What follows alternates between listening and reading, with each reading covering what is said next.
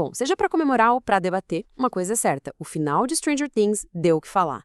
Então hoje a gente vai mergulhar a fundo e desvendar as camadas por trás desse desfecho, que foi super ambicioso, emocionante e, claro, dividiu muitas opiniões.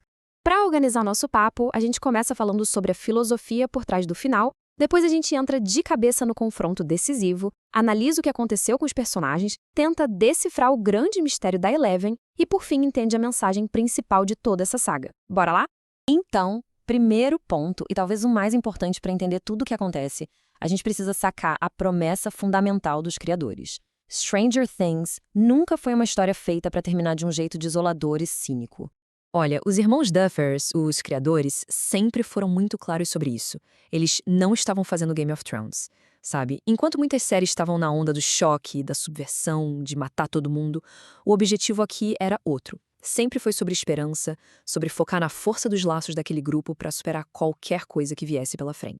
E essa frase resume perfeitamente a ideia central. O final queria trazer uma sensação de felicidade, de conforto, que era, aliás, exatamente o que a personagem Max tanto desejava. Ok, com essa ideia de conforto em mente, vamos dar uma olhada na batalha final, porque ela não só encerrou o conflito, como também respondeu à pergunta mais antiga da série. Qual era a real do grande vilão? Pois é, por anos a gente ficou nessa dúvida, né? A hierarquia ali era confusa. O Vecna era o chefão de tudo? Ou ele era só um servo do devorador de mentes? E o final revela a verdade, que é crucial. Não era uma relação de mestre e servo, era uma parceria. Pensa assim, o devorador de mentes era o poder bruto, uma energia sem forma. E o Henry Creel, o Vecna, foi quem deu para essa energia toda uma vontade, um propósito. E claro, aquela forma icônica de aranha. E o ponto mais importante aqui é que o Vecna nunca quis redenção. Ele abraçou de vez o caminho da escuridão.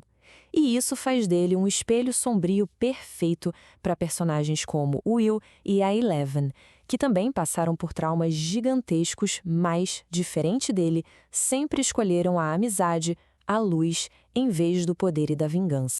Certo? Vilão derrotado. E agora?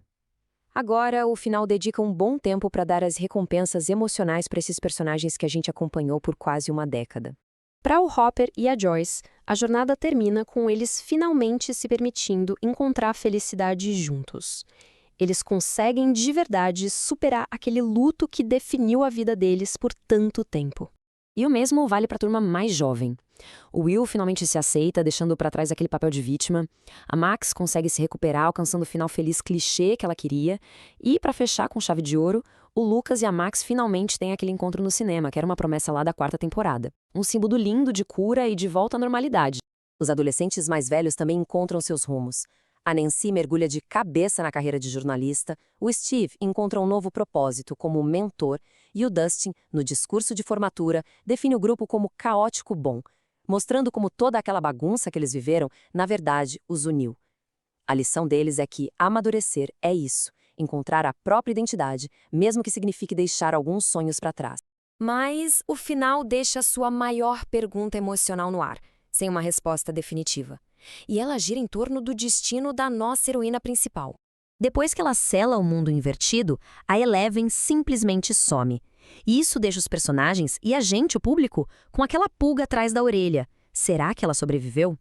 A história, basicamente, nos dá duas possibilidades bem distintas. A primeira é a do sacrifício trágico. Ela se foi junto com o mundo invertido para salvar todo mundo. A segunda é a da sobrevivência cheia de esperança. Ela teria forjado a própria morte para finalmente conseguir viver uma vida normal, em paz. E essa teoria da sobrevivência ganha muita força através do Mike. Numa última partida de Dungeons & Dragons, é ele quem narra esse final esperançoso. É ele quem escolhe acreditar que a maga, a Eleven, encontrou a liberdade e a paz que sempre foram negadas a ela.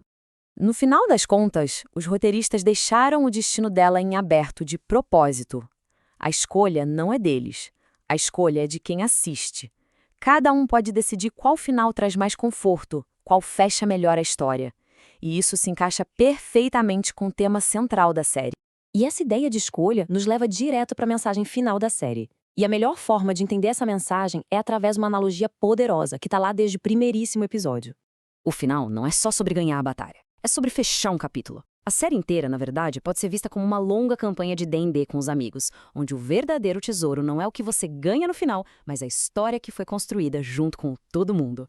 Então, a grande vitória não foi derrotar o monstro. Foram as memórias, as amizades, o crescimento pessoal. Foi isso que permitiu que eles finalmente guardassem os dados e fossem viver suas vidas. E isso nos deixa com uma última reflexão. E se os monstros nunca foram o ponto principal? Talvez eles fossem só o catalisador para a verdadeira história, que sempre foi sobre amizade, sobre amadurecer e sobre encontrar conforto, mesmo muito tempo depois que o jogo termina.